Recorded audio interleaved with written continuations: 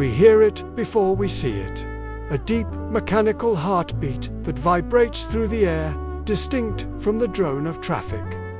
It's the rumble of freedom, the immediate, visceral sound of engineering pushed to its limit. You know what it is, instinctively. But if we stop the engine, take the machine apart, and ask a simple, analytical question: what is a motorbike? Welcome to What Is Today. We dissect the machine that puts the wind in your face and the asphalt under your heel. Technically, the definition is dry, but crucial.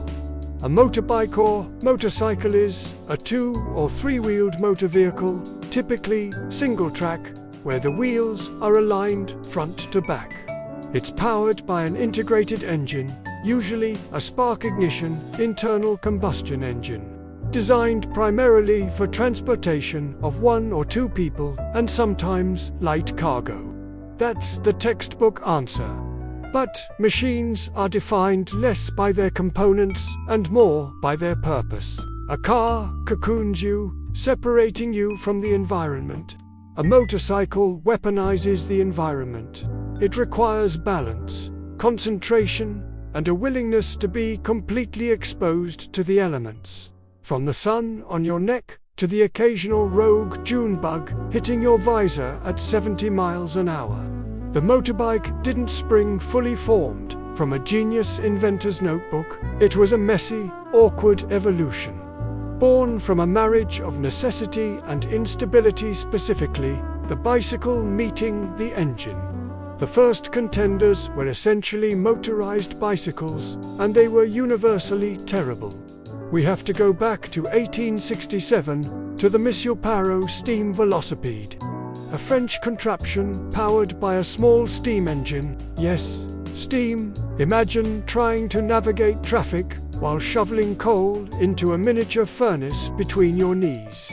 It was slow, heavy, and delightfully impractical. Fast forward to 1885, and the true ancestor appears in Germany.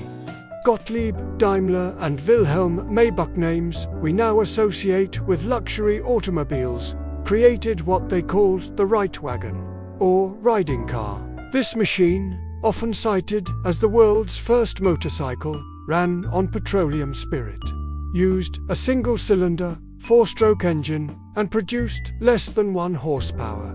And here's the kicker: its wheels were made of wood. Yes, wooden wheels on a combustion engine.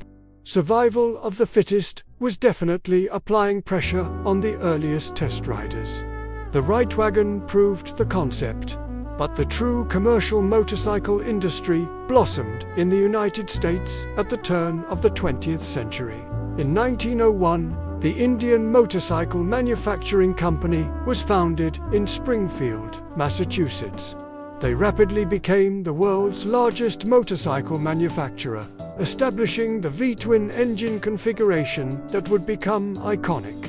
2 years later, in a small shed in Milwaukee, Wisconsin, the legend known as Harley-Davidson emerged. William S. Harley and the Davidson brothers were initially focused on making their early engine attachments robust enough to actually climb hills without the rider having to pedal assists. This focus on durability and torque defined the brand and the machine itself. These early motorcycles weren't toys. They were industrial vehicles.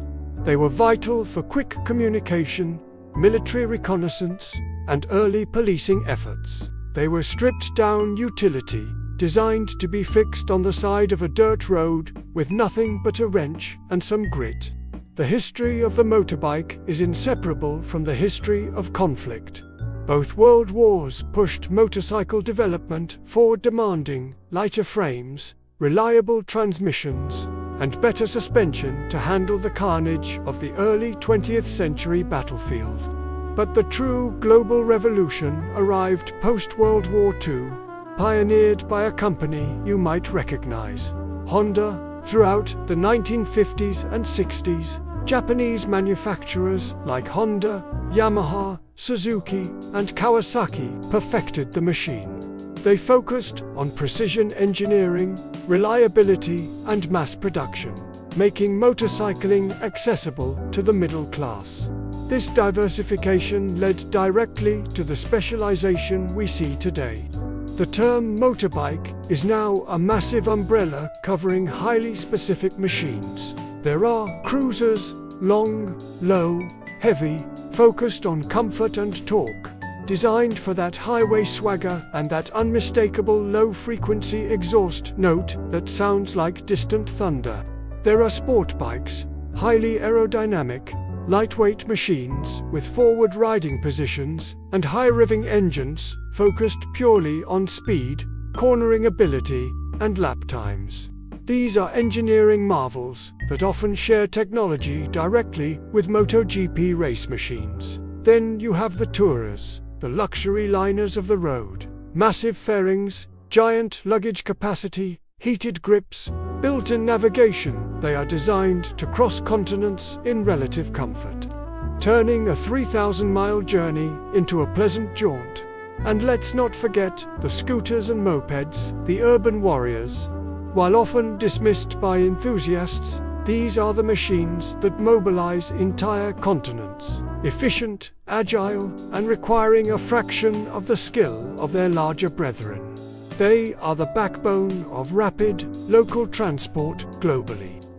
Regardless of the class, all motorbikes share a fundamental design principle that separates them entirely from four-wheeled vehicles: balance and lean.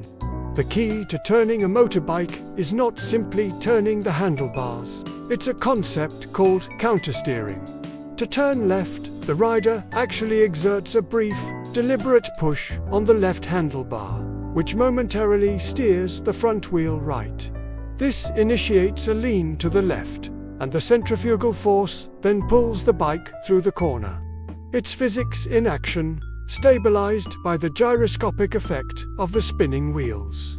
And it is a completely counterintuitive operation that becomes second nature only through practice. A motorcycle is thus a fluid, reactive organism, demanding input from the rider to maintain stability, even when moving in a straight line.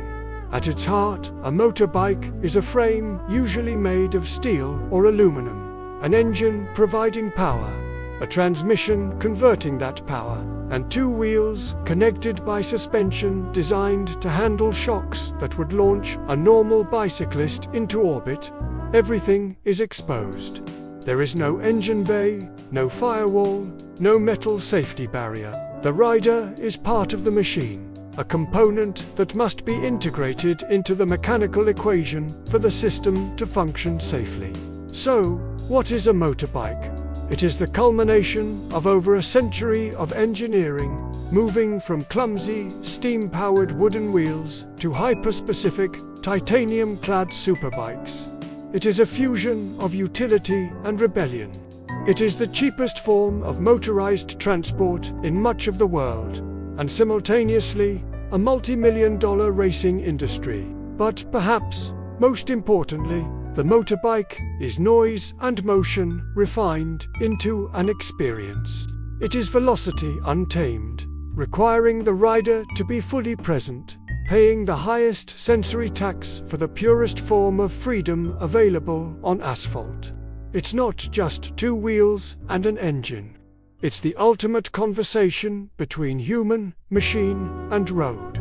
If you enjoyed this deep dive into the engineering and history of the motorbike, please let us know. Hit the like button, subscribe to What Is for more analyses of the world around us, and tell us in the comments, what machine should we dissect next? Thanks for watching.